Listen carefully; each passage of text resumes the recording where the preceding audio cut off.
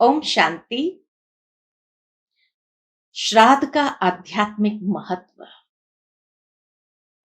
वर्तमान समय श्राद्ध का शुभ समय चल रहा है और ये श्राद्ध का शुभ समय हर भारतवासी के लिए, चाहे वो विश्व में कहां पर भी हो, बहुत महत्व रखता है। क्योंकि यही श्राद्ध के समय में वो अपने पितरों को, पूर्वजों को याद करते हुए अपने दिल की शुभ संकल्पों की श्रद्धांजलि अर्पित करते हैं। बड़े श्रद्धा के भाव के साथ वो उन्हें याद करते हैं। साथ ही साथ कहा जाता है कि ये श्राद्ध के दिन हर कोई समय निकाल करके अपने पूर्वजों के प्रति कृतज्ञता का भाव अर्पित करते हैं। जाने अनजानेपन में हुई कोई भी गलतियों के लिए सच्चे दिल से क्षमा मांगते हैं और स्वयं में प्रायश्चित करते हुए परिवर्तन का दृढ़ संकल्प करते हैं। अपने पूर्वजों के गुण और कर्तव्य को याद करते हुए उनसे हमेशा प्रेरणा प्राप्त करते हैं आगे के जीवन के लिए भी। और कहा जाता है कि जब इतनी श्रद्धा के साथ शुभ संकल्पों की श्रद्धांजलि अर्पित करते हैं तो अवश्य उनके आशीर्वाद को भी अनुभव कर सकते हैं। श्राद्ध के ये 16 दिन बहुत शुभ माने गए हैं। क्यों शुभ कहा गया है?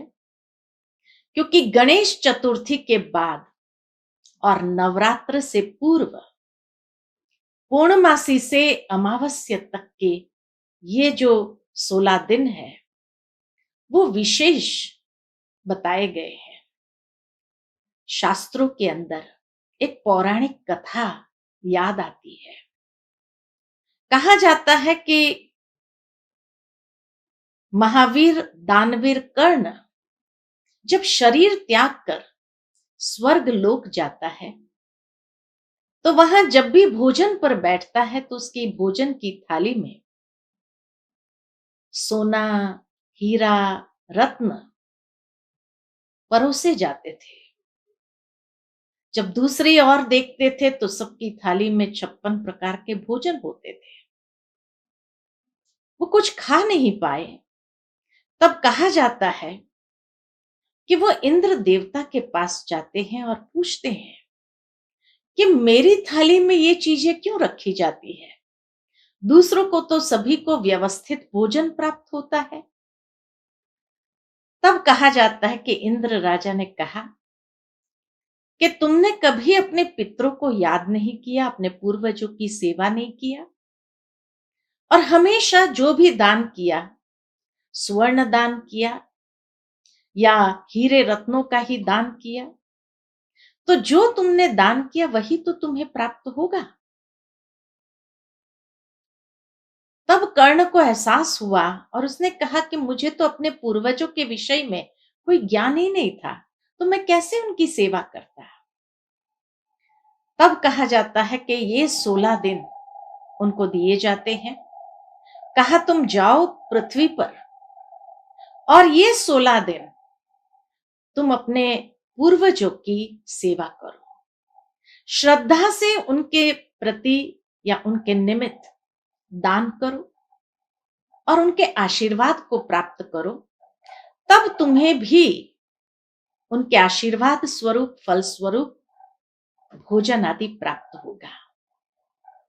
और वो 16 दिन कर्ण नीचे आता है पृथ्वी लोक पर और अपने पूर्वजों की बड़ी श्रद्धा के साथ सेवा करता है, उनके निमित्त दान करता है, ब्राह्मणों को भोजन खिलाता है, तर्पण करता है। और इस विधि के माध्यम से 16 दिन के बाद जब वो जाता है वापस स्वर्ग लोक में, तब उन्हें 56 प्रकार के भोजन मिलते हैं। इस कथा के विषय में जब मैं सोच रही थी, तो मुझे ये महसूस हुआ कि इंसान को वही प्राप्त होता है जो उसने जीवन पर्यंत किया है। कर्ण को वही मिला जो उसने जीवन पर्यंत किया। यानी श्राद्ध एक निमित्त है श्रेष्ठ कर्म करने का। हमें मालूम ना हो तो कम से कम हम अपने माता पिता के संस्कारों के माध्यम से या उनके गुण और कर्तव्य को याद करते हुए उसमें से प्रेरणा प्राप्त करें। उनको क्या पहुंचता है? हाँ, हमारे शुभ वाइब्रेशंस जरूर पहुंचते हैं, क्योंकि फिर भी आत्मा का एक सूक्ष्म कनेक्शन जरूर है। और ये सूक्ष्म कनेक्शन होने के कारण हम जो श्रद्धा से शुभ संकल्प करते हैं, ये वाइब्रेशंस उस आत्मा को जरूर पहुंचते हैं। लेकिन आशीर्वाद या श्राप वो पितृ नहीं देते हैं। मेरे कर्म ही मुझे आशीर्वाद रूप में फल की प्राप्ति कराती है। कर्ण ने हमेशा सुवर्ण दान किया था, इसलिए उसको भोजन में भी सुवर्ण ही मिले। जब उसने पूर्वजों के निमित्त भले भोजन दान किया या शुद्ध भावना के साथ जो सेवा किया अपने पूर्वजों को याद करते हुए, तो नेचुरल है कि जब वो स्वर्ग लोक वापस गए तो उसे वही प्राप्त हुआ। भावार्थ यही कि हमें ये सदा स्मरण रहना चाहिए कि मनुष्य जीवन पर्यंत जो कर्म करेंगे वही उसके लिए आशीर्वाद बनता है। उनके श्रेष्ठ कर्म उसको हर कार्य में सफलता दिलाएंगी और उसके निकृष्ट कर्म जरूर उसके लिए सजा भी बन जाएगी। बाकी जो कई बार कई लोग कहते हैं कि फलाने व्यक्ति के जीवन में पितृदोष आ गया, इसलिए वो कोई भी कार्य करने जाता है सफलता नहीं मिलती है। पितृ दोष का मतलब ही है कि भाई पितृ रुष्ट है, हमारे माता पिता हमारे पूर्वज हमसे रुष्ट है, क्योंकि कहीं ना कहीं हमने गलत कर्म किए हैं, तो वो रूठे हुए हैं, इसलिए वो हमें आशीर्वाद नहीं दे रहे हैं। वास्तव में जीवन पर्यंत भी जब माता पिता रुष्ट नहीं होते हैं, हमेशा बच्चों के प्रति आशीर्वाद ही बरसाते हैं, तो शरीर छोड़ने के बाद वो रुष्ट क्यों होंगे? सोचने की बात है। और इसीलिए ये श्राद्ध का जो त्योहार है, वो शायद हम भारतवासियों को गुप्त में यही संदेश देता है कि जीते जी हम अपने माता पिता की सेवा करें, जीते जी उन्हें सदा खुश रखें, जीते जी उनके आशीर्वाद को प्राप्त करें, ताकि जीवन में फलेंगे फूलेंगे बढ़ेंगे, हर कर्म में सफलता को प्राप्त करेंगे, अनुभव करेंगे जैसे उनके आशीर्वाद सदा हमारे साथ है। कई बार देखा जाता है कि कई बच्चे माता पिता को वृद्धाश्रम रख के आते हैं या उनके साथ बहुत बुरा व्यवहार करते हैं, उनको भोजन के लिए तरसाते हैं, और फिर उसके बाद उनके जाने के बाद उनका श्राद्ध अर्थात उनसे क्षमा मांगने का प्रयत्न करते हैं। क्या हमारे अपने कर्म हमें क्षमा करेंगे? बहुत बड़ा प्रश्न है। हमारा कर्म ही हमारे फल के रूप में हमारे सामने आएंगे।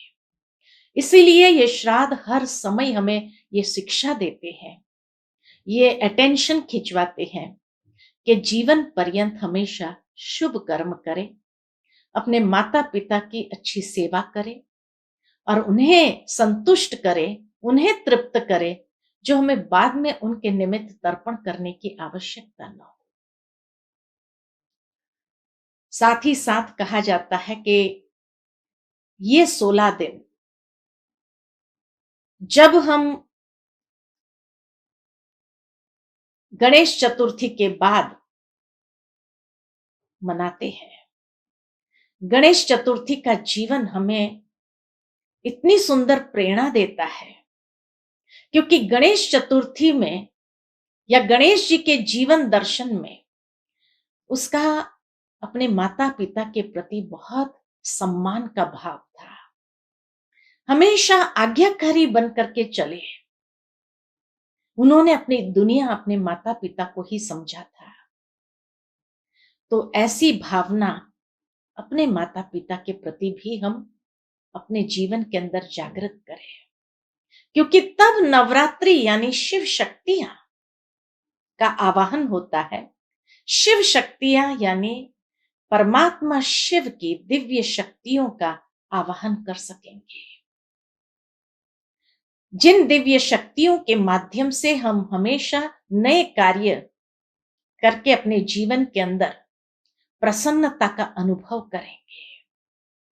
इसीलिए नवरात्रि के बाद दशहरा आता है, अर्थात ये दिव्य शक्तियों का आवाहन करते हुए संपूर्ण रीति से दशहरा जो जीवन के अंदर कमजोरियां हैं उनको संपूर्ण रीति से हरा करके उनके ऊपर विजयी होकर के दीपावली अर्थात आत्म ज्योत को प्रज्वलित करे, आत्म ज्योति को उजागर करे और उसका प्रकाश चारों ओर हम फैलाएं।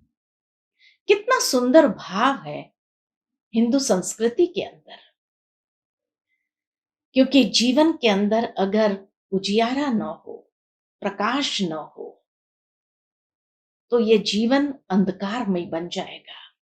श्राद्ध वही अंधकारमय से प्रकाश की ओर जाने का एक सूक्ष्म इशारा है।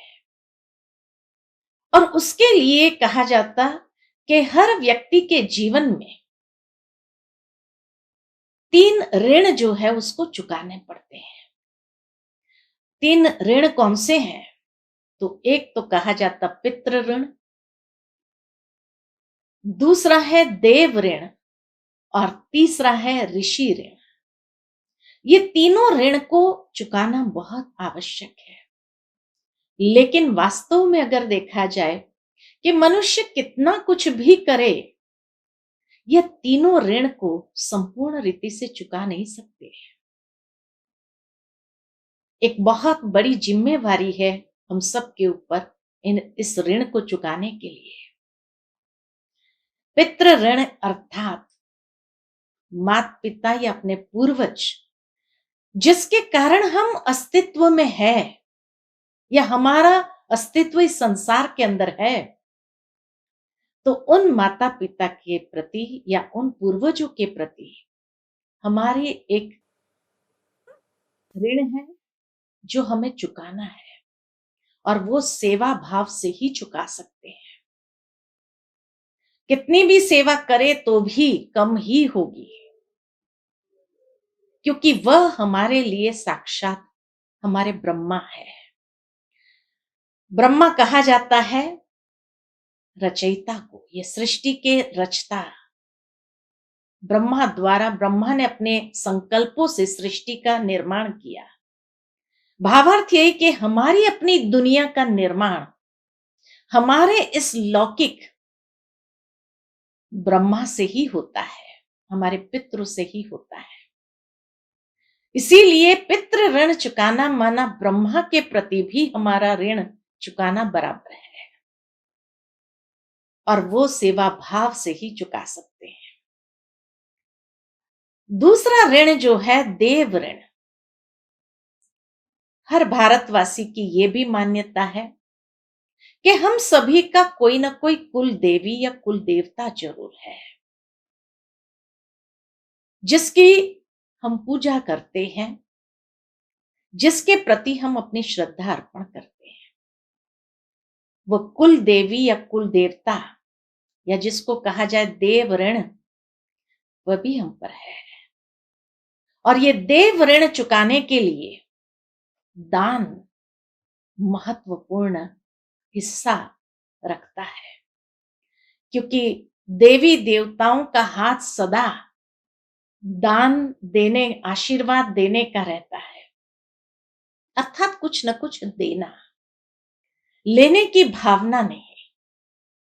तो देव ऋण को चुकाने के लिए दान करना आवश्यक है, क्योंकि दान से ही हमारे कुल देवी या कुल देवता प्रसन्न रहते हैं।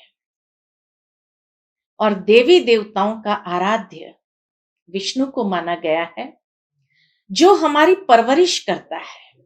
इसलिए कहा जाता है ब्रह्मा द्वारा सृजन होता है तो विष्णु द्वारा परवरिश होती है, पालना होती है।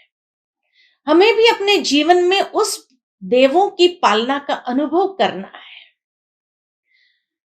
तो नेचुरल है कि दान करते हुए उनको प्रसन्न करना बहुत आवश्यक है। तभी देवों की कृपा, देवों के आशीर्वाद हमारे ऊपर बने रहते हैं। ये भी कहा गया है भारत के अंदर कि पितृ देवताएं नमः, पितृ भी देव तुल्य है, तभी तो उस माता पिता ने हमारी पालना भी की है। तो पितृ ऋण या देव ऋण जैसे एक दूसरे में कनेक्टेड है, समाये हुए हैं। और तीसरा ऋण जो कहा ऋषि ऋण, ऋषि माना जो ज्ञान फैलाता है, ज्ञान का प्रचार प्रसार करता है, तपस्या करते हैं, त्याग है जिनके जीवन के अंदर। तो वास्तव में देखा जाए तो हमारे लिए तो हमारे सच्चे ऋषि हमारे माता पिता ही है, क्योंकि उनसे ही हम श्रेष्ठ संस्कार रूपी ज्ञान को अर्जित करते हैं। कभी भी कोई बात हुई हो तो नेचुरल है वो माता पिता हमेशा बच्चों के लिए जो त्याग करना पड़ा वो त्याग भी करते हैं।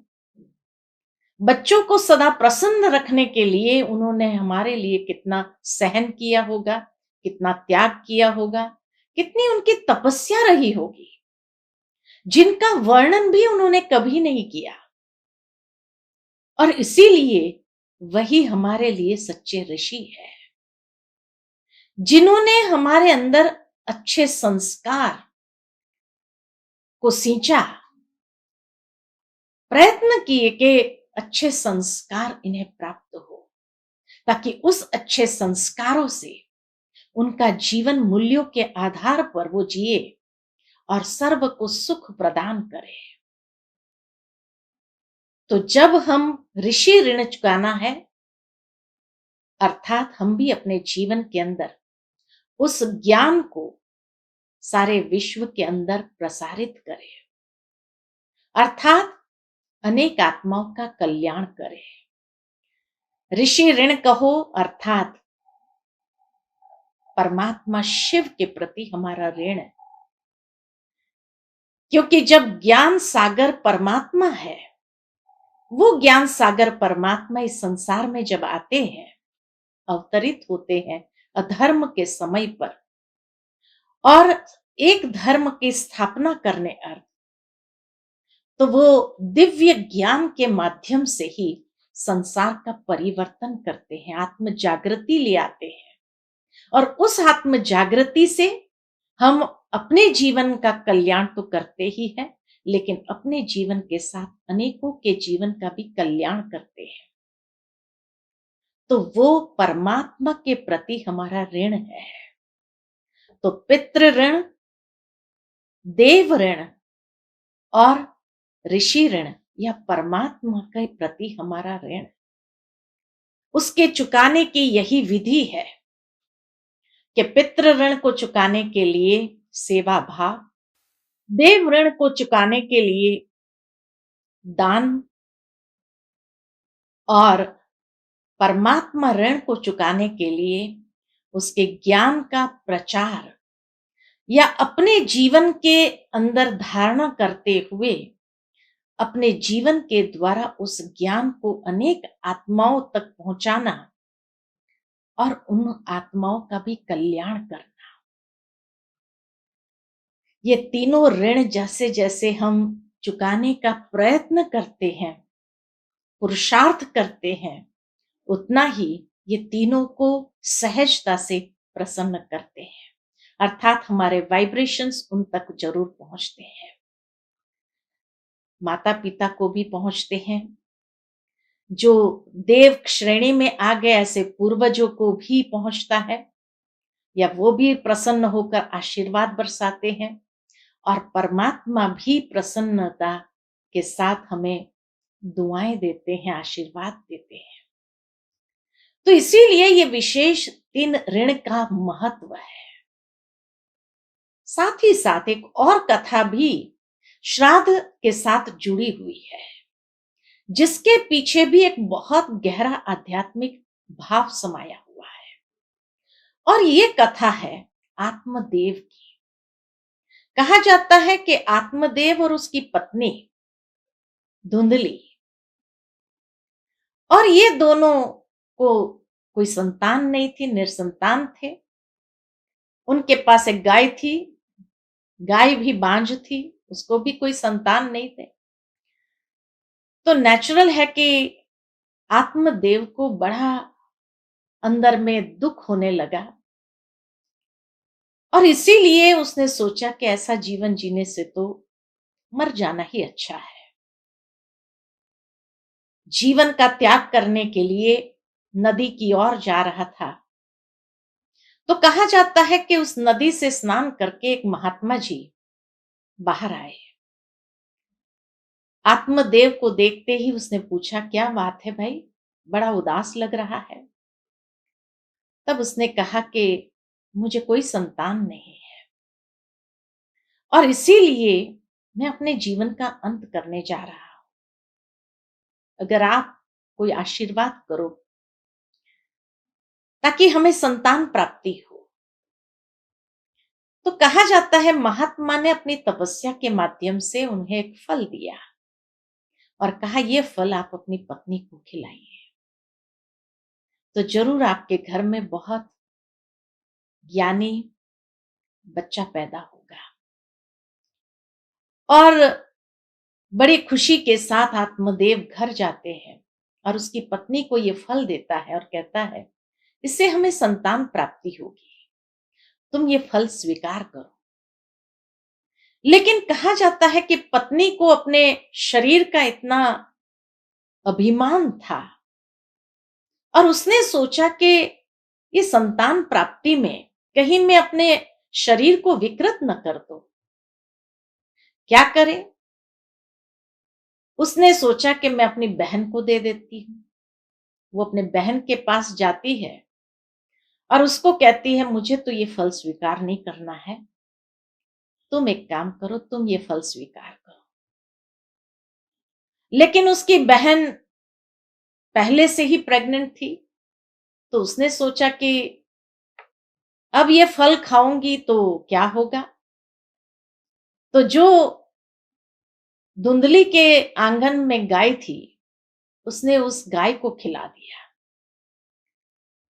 तो कहा जाता है गाय को एक बच्चा पैदा हुआ, जिसका शारीरिक आकार तो मनुष्य तक का था, लेकिन उसके कान गौ माता के जैसे थे, और इसीलिए उसका नाम रखा गोकर्ण। और यहां उसकी बहन को भी एक बच्चा हुआ, जो बच्चा उसने अपनी बहन धुंधली को दे दिया, और ये बच्चा बड़ा उद्धत था। अनेक बुरी आदतें उसके जीवन में थी, चोरियां करने लगा, दूसरों को कष्ट देने लगा।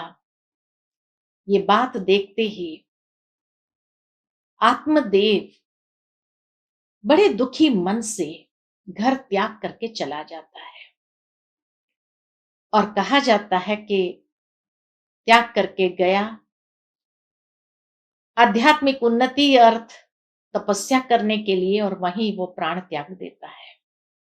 कुछ समय के अंदर यहां धुंधली भी अपने शरीर को त्याग कर देती है, और धुंधकारी जो बेटा उसको मिला था वो स्वतंत्र हो गया, आजाद हो गया, बहुत बुरे कर्म करने लगे। एक दिन उसने राजा के घर में चोरी की और वो चोरी करके 5 वेश्याओं के पास गया। और वो 5 वेश्याओं ने जब समझा कि या ये तो राजा के महल से चोरी करके आया है, कल को उसकी जांच पड़ताल होगी, वो भी पकड़ा जाएगा, उसके साथ साथ हम भी पकड़े जाएंगे और हमें भी सजा प्राप्त होगी। तो उन्होंने धुंधकारी को खत्म कर दिया, मार दिया। बुरे कर्म करने के कारण अधोगति को प्राप्त होता है। कहा जाता वो प्रेत योनि में जाता है। और यहाँ गोकर्ण जो था, वो गोकर्ण बहुत आध्यात्मिक विचारों वाला, हमेशा सत्संग करने वाला और इस तरह से अपने जीवन के अंदर हमेशा परमात्मा ध्यान में लगा रहे। तब कहा जाता धुंधकारी एक दिन उसके स्वप्न में आकर के उसको कहता है कि भाई मेरी अच्छी गति हो, ऐसा कुछ करो। तब वो उसके निमित्त श्राद्ध करता है और श्राद्ध करने में श्रीमद् भगवत गीता का पाठ करता है। 7 दिन तक ये श्रीमद् भगवत गीता का पाठ चलता है और धुंधकारी को यह अवसर मिलता है कि वो बड़े ध्यान से उस पाठ को सुनता है, उस ज्ञान को सुनता है। और ज्ञान से गति, कहा जाता है कि कितना भी इंसान बुरा हो लेकिन ज्ञान से ही गति होती है।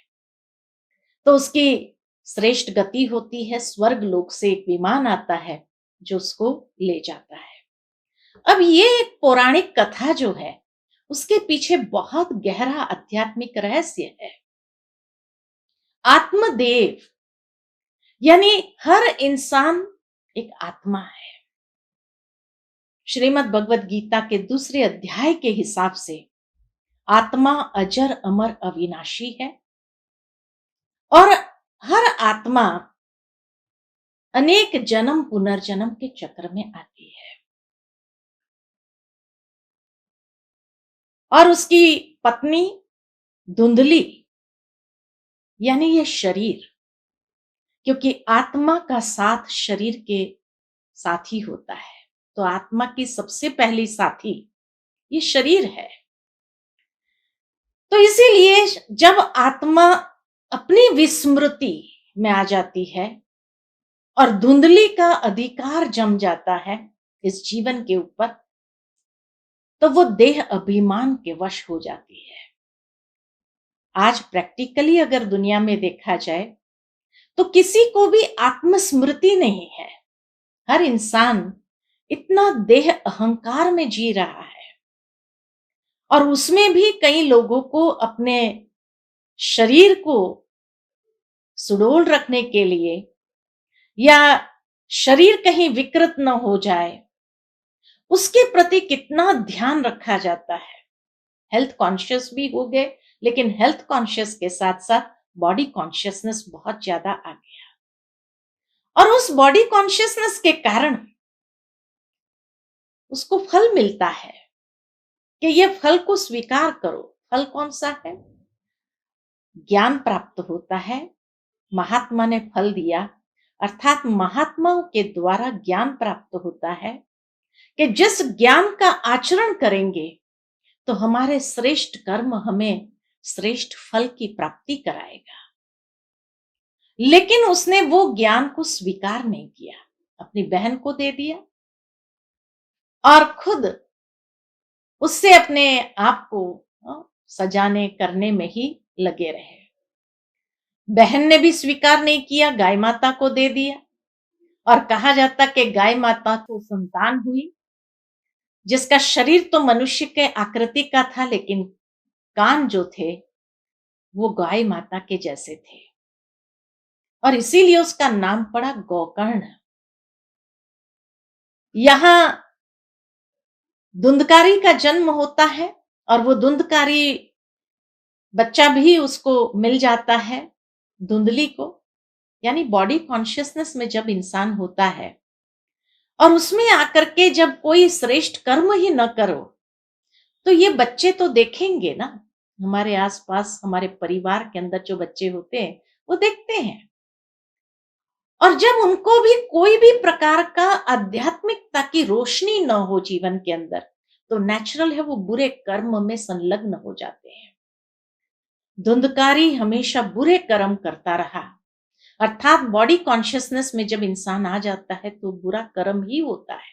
कईयों को कष्ट देता है, तकलीफ देता है, चोरियां करता है, बुरे कर्म करता है। 5 वेश्याओं के पास गया, अर्थात 5 विकारों के वशीभूत होता है। काम, क्रोध, लोभ, मोह, अहंकार के वशीभूत होता है। और इसीलिए उसकी जीवन यात्रा इतनी कष्टदायी हो गई कि वो 5 विकारों ने आखिर में उसका खात्मा किया। नेचुरल है, बुराई ही हमारे जिंदगी को खत्म करती है। इसलिए कहा जाता है कि विकारों के वश होकर कर्म करने के बजाय वैल्यूज के वश होकर कर्म करो, तो कम से कम श्रेष्ठ गति होगी। लेकिन ये बुराइयों के वशीभूत जीवन होगा, काम, क्रोध, लोभ, मोह, अहंकार, ईर्ष्या, द्वेष, छल, कपट, आलस, भय के वशीभूत अगर जीवन होगा, तो उसकी गति तो श्रेष्ठ होगी नहीं, और इसीलिए वो प्रेत योनि में जाता है। अब प्रेत योनि अर्थात क्या? प्रेत योनि अर्थात तामसिक योनि, अर्थात मनुष्य जब इस शरीर को छोड़ करके उसका पुनर्जन्म होता है, तो और तामसिक स्थिति में उसका जन्म होता है, जहां कष्ट और पीड़ा के सिवाय उसको कुछ प्राप्त नहीं होता है। उसी को प्रेत योनि कहा गया। तो ऐसी तामसिक योनि जब होती है, तो उसके कारण और उसके कर्म बुरे होते हैं, और उस बुरे कर्म में एक दिन तो जरूर ऐसा होता है जब आत्मा को महसूस होता है, तंग हो जाते हैं अपने ही बुरे कर्म से, उस कुचक्र से निकलना चाहते हैं। तब उसने गोकर्ण, गोकर्ण कौन है? तो कहा जाता है कि परमात्मा शिव का एक नाम गोकर्ण भी है। गोकर्ण शिवजी का या शिवलिंग का यादगार हमें कर्नाटक में मिलेगा। कर्नाटक में एक डिस्ट्रिक्ट है, वहां पर एक मंदिर है, और उस मंदिर में जो शिवलिंग की प्रतिमा है उसको कहा जाता है गोकर्ण। तो परमात्मा शिव या गोकर्णेश्वर आकर के हमें ज्ञान देते हैं। जब आत्मज्ञान प्राप्त होता है, अर्थात परमात्मा शिव आकर के गीता का ज्ञान देते हैं, और वो गीता का ज्ञान जो प्रेत योनि में गई हुई आत्माएं हैं, यानी तामसिक प्रवृत्ति में गई हुई आत्माएं हैं, वो जब वो गीता का ज्ञान सुनते हैं, तो उस गीता ज्ञान से श्रेष्ठ गति को प्राप्त करते हैं। इसलिए कहा जाता है भक्ति का फल है ज्ञान, और ज्ञान से हमारी श्रेष्ठ गति होती है। जब तक हमें ज्ञान प्राप्त न हो, तब तक हमारी श्रेष्ठ गति नहीं हो सकती है। तो इसीलिए कहा कि गोकर्ण यानी परमात्मा शिव ने आकर के जो गीता का ज्ञान सुनाया, 7 दिन, वैसे देखा जाए तो ब्रह्मा कुमारी ईश्वरीय विश्वविद्यालय के अंदर जो राजयोग का कोर्स होता है वो भी 7 दिन का होता है, और ये 7 दिन के अंदर संपूर्ण गीता ज्ञान हमें प्राप्त होता है। और जो आत्मा सिंसियरली, रिलीजियसली ये गीता ज्ञान को सुन करके जीवन के अंदर धारण करती है, तब उसकी श्रेष्ठ गति होती है, अर्थात स्वर्ग लोक की प्राप्ति होती है। अर्थात आत्मा इतने उच्च कुल में, देवलोक में, क्योंकि कलयुग के बाद सतयुग आता है, और सतयुग को कहा ही जाता है स्वर्ग लोक। तो इस कलयुगी दुनिया से आत्मा का उद्धार होता है, आध्यात्मिक ज्ञान और योग से जो श्रेष्ठ कर्म करते हैं उससे उसकी श्रेष्ठ गति होती है। कथा के अंदर ये बात बहुत सुंदर कही गई है कि जब स्वर्ग लोक से विमान आया लेने के लिए, तो उस समय धुंधकारी एकदम परिवर्तित हो गया था। और परिवर्तन के साथ जब उस विमान में चढ़ता है तो पूछा जाता है कि भाई, वैसे तो ये गीता ज्ञान कई लोगों ने सुना, फिर खाली धुंधकारी को ही ये विमान क्यों ले जाता है स्वर्ग लोक में? तब कहा जाता कि परमात्मा शिव ने कहा कि उसने इतना सिंसियरली इस ज्ञान को सुना और ग्रहण किया कि ज्ञान कथा समाप्त होने के बाद भी वो बैठ करके इसके ऊपर मनन चिंतन करता था, विचार सागर मंथन करता था। यानी पूरा समय वो उस ज्ञान के रमण में नित्य रहता था। और इस तरह से उसने अपने आत्मा का शुद्धिकरण किया था कि जिस शुद्धिकरण के कारण ही वो स्वर्ग लोक के अधिकारी बने। इस कथा से भी हमें एक बहुत सुंदर मैसेज मिलता है कि जीवन के अंदर चलो अज्ञानता के कारण विकारों के वशीभूत होकर के हमने बुरे कर्म किए, लेकिन कोई बात नहीं। कलयुग को अनेक रूप से श्राप तो है ही है, लेकिन एक वरदान भी है। और कलयुग को सबसे बड़ा वरदान यही है कि इसी युग के अंतिम समय में परमात्मा का भी दिव्य अवतरण यहां होता है। और ये दिव्य अवतरण से परमात्मा वो गीता ज्ञान सुनाते हैं जिससे महान से महान पाप आत्माओं का भी उद्धार होता है। यही वरदान है। इसीलिए चलो अज्ञानता के कारण जिसने जैसे भी कर्म किए हो, कोई बात नहीं, लेकिन परमात्मा क्षमा का सागर भी है। और इसीलिए परमात्मा शिव आकर के हम सभी को वो गीता ज्ञान देते हैं जिस गीता ज्ञान से हम श्रेष्ठ गति यानी स्वर्ग लोक में, देवलोक में प्रवेश प्राप्त कर सकते हैं। ये अधिकार हमें प्राप्त होता है।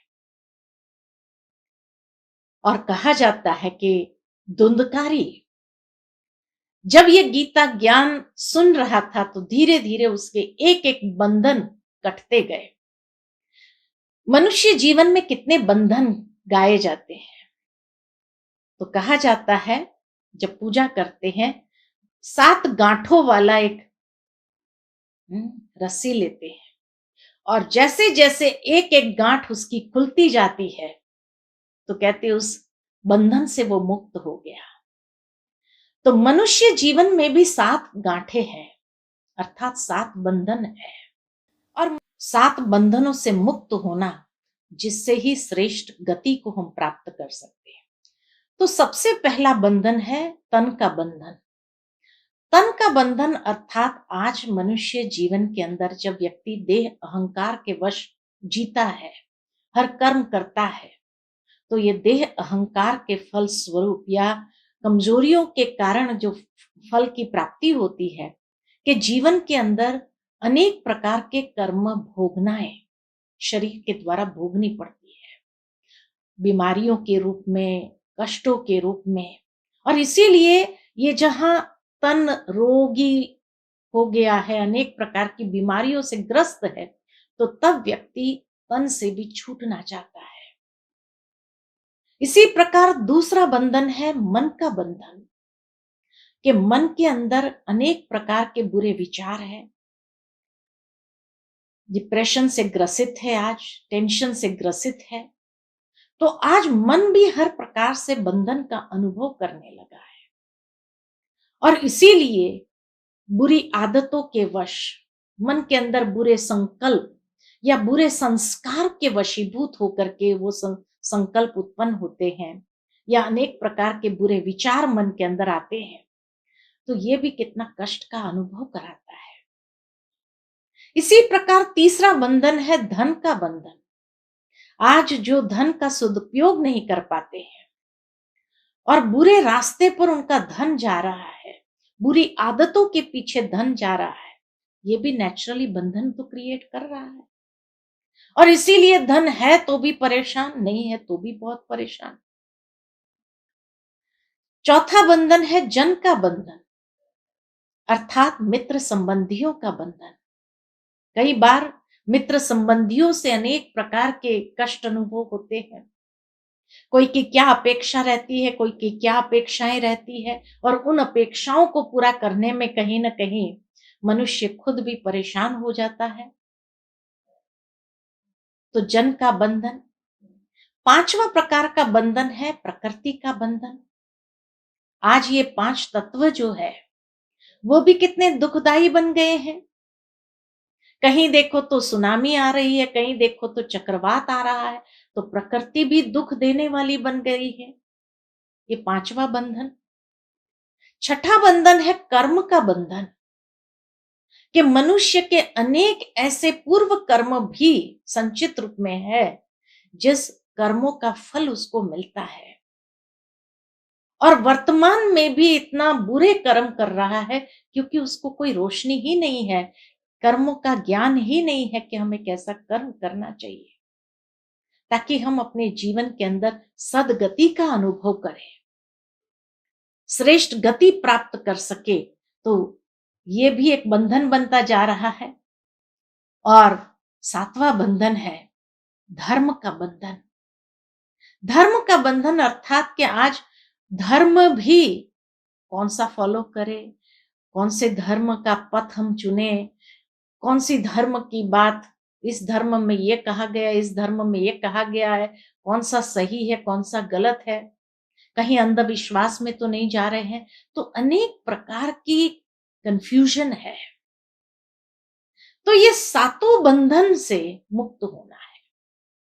तन के बंधन, रोग पीड़ा कष्ट से स्वयं को मुक्त करने के लिए इतना अंदर में खुशी उमंग उत्साह जीवन के अंदर धारण करना है। मन के बंधनों से मुक्त होने के लिए इतना आध्यात्मिक ज्ञान का चिंतन हो। धन के बंधनों से मुक्त होने के लिए बुरी आदतों से, बुरे रास्ते पर जहां धन जा रहा है, तो हम अपने जीवन के अंदर सही दिशा को पकड़े और अपने धन का सदुपयोग करें। साथ ही साथ जो कहा गया है कि जन का बंधन, अनेक मित्र संबंधी आज जिस तरह से अनेक अपेक्षाएं रखते हुए हमारे सामने आते हैं, और उन अपेक्षाओं को कभी तो पूरा कर सकते हैं, कभी नहीं कर सकते हैं, तो भी दुख होता है, कष्ट पीड़ा होती है। प्रकृति के बंधन से मुक्त होने के लिए प्रकृति को भी इतने शुभ सकाश देने की आवश्यकता है, अच्छे वाइब्रेशंस देने की आवश्यकता है। कर्मों के बंधन से मुक्त होने के लिए श्रेष्ठ कर्म का आचरण करना जरूरी है, और जितना आध्यात्मिकता का प्रकाश हम अपने जीवन में फैलाएंगे उतने हमारे कर्म श्रेष्ठ होते जाएंगे। और सातवां बंधन जो धर्म का बंधन, तो वास्तव में परमात्मा ज्ञान सागर आकर के हमें जीवन की श्रेष्ठ धारणा, धर्म यानी धारणा, हमारे जीवन के अंदर जो श्रेष्ठ आचरण करना सिखाते हैं, श्रेष्ठ धारणाएं बताते हैं, उन धारणाओं के आधार पर जीवन जीना, तब हम ये सातों बंधनों से स्वयं को मुक्त करके आत्मा एक बहुत ऊंची गति को प्राप्त करती है, या देव लोक को प्राप्त करती है, उस स्वर्ग लोक को प्राप्त करते हैं। तो इसीलिए कहा स्वयं को ये सातों बंधनों से मुक्त करना आवश्यक है। और साथ ही साथ जो विशेष श्राद्ध के समय में तर्पण किया जाता है, अर्पण किया जाता है, ब्रह्मा भोजन खिलाया जाता है और दान किया जाता है, इसका भी विशेष महत्व है। तर्पण शब्द तृप्ति से निकला है, तृप्त, तृप्त यानी कि जहां आत्मा को सेल्फ सेटिस्फैक्शन हो, या जिसके प्रति हम अपने शुद्ध संकल्प करते हैं उन आत्माओं को भी हम सेटिस्फैक्शन देते हैं, तृप्ति प्रदान करते हैं। भावार्थ यही है कि उस तर्पण के अंदर हमेशा सूर्य के सामने होकर के, नदी के अंदर हम जल हाथ में लेकर के, तर्पण का जो है वो हाथ में लेकर के, काले तिल होते हैं। तिल का मतलब है जो सूक्ष्म होते हैं। आज काले तिल का विशेष महत्व होता है तर्पण में। और काले तिल, तिल यानी आत्मा का सूक्ष्म स्वरूप, जो आज तमो प्रधानता के वश हो गई है, और इसीलिए जो उसके अंदर माधुर्य होना चाहिए वो समाप्त हो गया है। लेकिन काले तिल के अंदर कहा जाता है एक तो शक्ति होती है। काले तिल जब कोई खाता है तो उसको शक्ति की अनुभूति होती है, शक्ति प्राप्त होती है, माधुर्य होता है, बहुत मीठे महसूस होते हैं, मीठा लगता है, और तेलीय होते हैं। अब ये तीनों का भावार्थ है, अर्थात कि जब हम काले तिल को अर्पण करते हैं, अर्थात अपनी तामसिकता, अपनी तमो प्रधानता को हम समाप्त कर देते हैं, उसका संकल्प लेते हैं। जब भी कोई जल हाथ में लेता है तो जल हाथ में लेना माना एक प्रॉमिस करना, एक प्रतिज्ञा करना। तो हम अपने पूर्वजों के सामने ये प्रॉमिस करते हैं, प्रतिज्ञा करते हैं कि आज के बाद हम काले तिल की तरह जो अपने अंदर की तमो प्रधानता है उसको समाप्त करेंगे और अपने संबंधों में माधुर्य ले आएंगे, मिठास ले आएंगे, शक्तिशाली संबंध बनाएंगे, और तेलिए माना स्नेहपूर्ण अपने संबंध सबके साथ रखेंगे, क्योंकि तभी सेल्फ सेटिस्फैक्शन भी मिलता है और उन पूर्वजों को भी सेटिस्फैक्शन, तृप्ति प्राप्त होती है। तो ये तर्पण हमें करना है। साथ ही साथ उसमें कुछ घास होता है और दुरोह होते हैं, अर्थात फ्लेक्सिबिलिटी, निर्माणता जीवन के अंदर व्यवहार में बहुत आवश्यक है।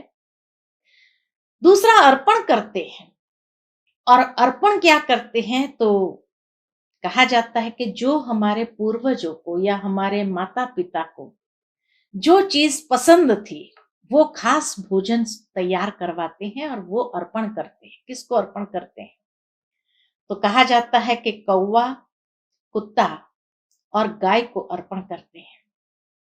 अब कौवा प्रतीक है कि जो काकभूषणी कहा गया है, जिसने सीता जी की रक्षा की जब रावण उठाकर ले जाता था, तो वही एक काकभूषणी जो है वो हमारी रक्षा करेंगे, अर्थात हमें कोई भी प्रकार के बुरी छाया से हमें बचाएगा। इसीलिए काकभूषणी के प्रतीक रूप में कौवे को अर्पित किया जाता है, और सोचते हैं कौवा उसको स्वीकार करे तो समझते हैं कि हाँ, हमारे पूर्वजों ने भी स्वीकार किया। और अगर कौवा ने स्वीकार नहीं किया तो समझते पूर्वज हमसे अभी भी रुष्ट है। वास्तव में जैसे प्रारंभ में ही मैंने कहा, पूर्वज कभी रुष्ट नहीं होते हैं। और कौवे को खिलाना, इसका भाव यही है कि ये समय ऐसा है कि जब बारिश के दिन होते हैं तो खाने पीने के लिए कौवों को कुछ नहीं होता है, तो उस बहाने से उनको अर्पण करते हैं भोजन। दूसरा, कुत्ते को खिलाते हैं। कहा जाता है कि पांडवों के साथ कुत्ता गया था स्वर्ग में। कुत्ता प्रतीक है वफादारी का, अर्थात हम अपने पूर्वजों को भी ये आश्वासन देते हैं कि हम हमेशा आपके प्रति वो वफादारी रखेंगे, हम अपने कर्म के प्रति वफादार होंगे, अपने जो धर्म है उसके प्रति वफादार रहेंगे, अपने हर आचरण को हम वफादारी से निभाएंगे, हर संबंध को उस वफादारी से निभाने की प्रतिज्ञा करते हैं। और तीसरा, गाय को खिलाते हैं। गाय, कहा जाता है कि गाय के अंदर 33 कोटि देवताएं वास करते हैं, अर्थात गाय को खिलाना माना जैसे हम सारे देवताओं को खिला देते हैं, तो ये अर्पण किया जाता है। तीसरा है ब्रह्मा भोजन। ब्रह्मा भोजन उसको कहा जाता है जो परमात्मा की याद में भोजन बनाया गया हो और परमात्मा की याद में उसको परोसा गया हो, और जो स्वीकार करने वाले हैं वो भी ब्राह्मण, और ब्राह्मण भी द्विज, अर्थात जिसका दूसरा जन्म, एक अलौकिक जन्म हुआ है, ऐसे ब्राह्मणों को जब उसको स्वीकार कराते हैं तो वो परमात्मा की याद में उस भोजन को स्वीकार करके तृप्ति का अनुभव करते, अर्थात आशीर्वाद देते हैं। और चौथा, दान करना। और जब दान करते हैं तो नेचुरल है, कहते हैं जो दान करते हैं, जिस चीज की आवश्यकता हमारे पूर्वजों को होती है उसका दान करें। वास्तव में पूर्वज जो है उन्होंने अपने कर्म से जो श्रेष्ठ गति को प्राप्त की है, अच्छे कर्म किए थे उन्होंने, तो श्रेष्ठ गति को ही प्राप्त किया था। लेकिन फिर भी हम यहाँ जो कुछ भी दान करते हैं, कहा जाता है कि उनको वहां पर वो प्राप्त होता है। वास्तव में यही प्राप्त नहीं होता है। जैसे हम दान करते हैं तो पुण्य जो उससे प्राप्त होता है, तो हम संकल्प ये करते हैं कि ये पुण्य उसके खाते में जमा हो, और जब ये संकल्प करके दान करते हैं तो नेचुरल है कि उन आत्माओं के खाते में वो पुण्य जमा होता है, जिस पुण्य के फलस्वरूप उनको जो कोई इच्छा हो, कुछ अनुभव करना हो, प्राप्त करना हो, तो वो उस पुण्य से अवश्य प्राप्त कर सकते हैं। कहीं न कहीं ये पुण्य उनकी रक्षा करते हैं। बुरे वक़्त में जैसे उनके लिए एक सहारा बन जाते हैं। आत्मा तो जहाँ भी है पुनर्जन्म लेकर के गई है, लेकिन वहाँ पर उस आत्मा को जिस चीज़ की आवश्यकता होती है या जिस चीज़ से उसकी रक्षा, तो कहा जाता है पुण्य हमेशा आत्मा को सेफ रखता है, रक्षा करता है। तो इसीलिए ये महत्व है तर्पण, अर्पण, ब्रह्मा भोजन और दान का। तो इसी विधि से ये आध्यात्मिक अर्थ जो आज हम सभी ने सुना, इसी विधि से हम श्राद्ध करें और अपने जीवन के अंदर भी कोई ना कोई दृढ़ संकल्प धारण करें, और इस तरह से अपने जीवन के अंदर श्रद्धा के साथ अपने पूर्वजों को श्रद्धांजलि, शुभ संकल्पों की अर्पित करें। लेकिन उसके साथ साथ अगर जाने अनजाने कोई गलती हो भी गई हो तो सच्चे दिल से प्रायश्चित करें और स्वयं में परिवर्तन करने का दृढ़ संकल्प लें। इन्हीं शब्दों के साथ वाणी को विराम देती हूँ। ओम शांति।